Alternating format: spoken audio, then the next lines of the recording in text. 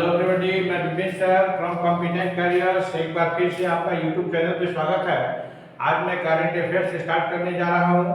Current affairs जो है आपका समय समय में मिलता रहेगा। सबसे पहले चैनल को सब्सक्राइब करें। आइए सबसे पहले देखते हैं करंट अफेयर्स में। पहला है 1 मई 2023 से जो है जो 3 तरह की संसदीय समिति होती है, इसके अध्यक्ष जो है सो बदले हैं, क्योंकि ये संसदीय समिति 1 साल तक कार्य करती है और 1 साल के बाद पुनः इसका पुनर्गठन होता है। तो सबसे पहले देखिए 1 मई 2023 से लोक लेखा समिति, जिसको पीएससी शॉर्ट में कहते हैं, जिसका फुल फॉर्म होता है पब्लिक अकाउंट कमिटी, के नए अध्यक्ष जो हो गए हैं उनका नाम है अधीर रंजन चौधरी। वेस्ट बंगाल से ये सांसद हैं और ये पिछले भी साल यही थे अधीर रंजन चौधरी, जिनका कार्यकाल पुनः 1 मई से जो प्रारंभ हो गया है 1 साल के लिए।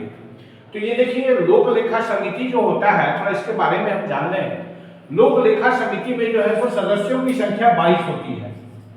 22 होती है, जिसमें कि बार बार पूछता है जो लोक लेखा समिति में सदस्यों की संख्या कितनी होती है, इसमें लोकसभा से कितने सांसद आते हैं, राज्यसभा से कितने आते हैं। अब देखिए इस 22 में जो है सो 15 जो होते हैं लोकसभा से, है ना, लोकसभा यानी लोअर हाउस, और 7 जो होते हैं ये अपर हाउस से होते हैं यानी राज्यसभा से। 15 7 22 हो गया। अब देखिए इसका जो है आपका अध्यक्ष जो होता है हमेशा कोई विपक्ष का नेता इसलिए दिया जाता है क्योंकि मान लीजिए अगर जो सत्ता पक्ष में है, जो सरकार में बैठे लोग हैं, जो पैसे का दुरुपयोग नहीं करें, जितना खर्च है उस एस्टीमेट से ज्यादा तो नहीं निकाल रहे हैं, यानी इसी के जांच के लिए जो है ये समिति गठित की जाती है।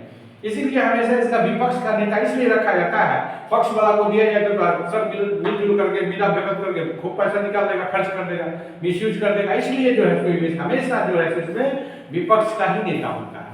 अब सबसे पहले ये जानिए लोक लेखा समिति का जो पद आपने अपने भारत में चला रहा है 1921 से चला रहा है, और 1921 से 1950 तक जो है इसका अध्यक्ष वित्त मंत्री, जो फाइनेंस मिनिस्टर होता था, वही इसका अध्यक्ष हुआ करता था।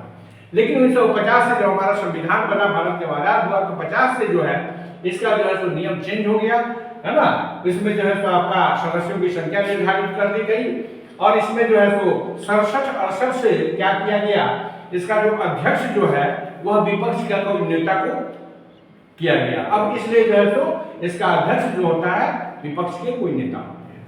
तो ये हो गया लोक लेखा समिति।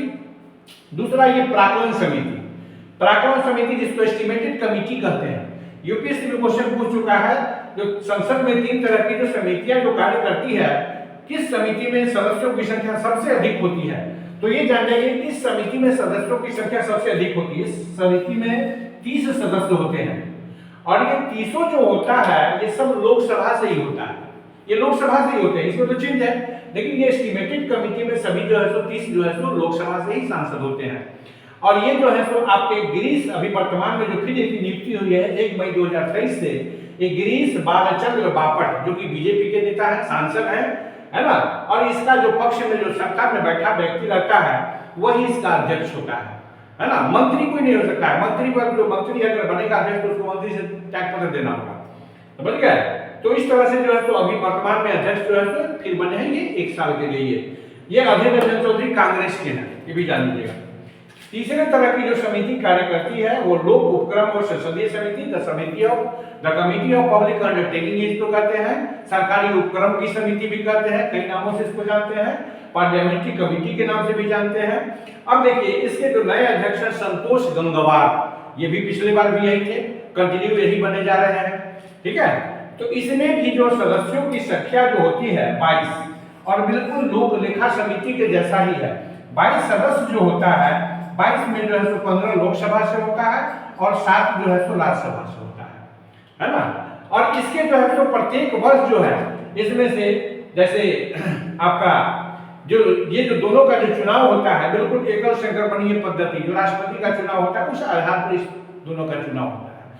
तो खासकर हमको ये देखना है, जो क्वेश्चन जो पूछता है आपके एग्जाम में, देश सदस्य के अध्यक्ष कौन है, इसमें सदस्यों की संख्या कितनी होती है, इसमें हर हमेशा याद रखना है।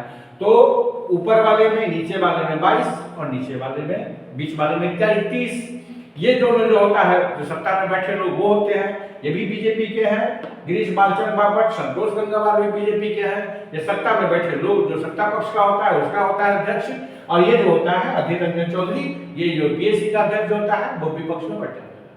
ठीक है, इसी तरह से शॉर्ट वीडियो हम देते रहेंगे। ठीक है, ओके, धन्यवाद।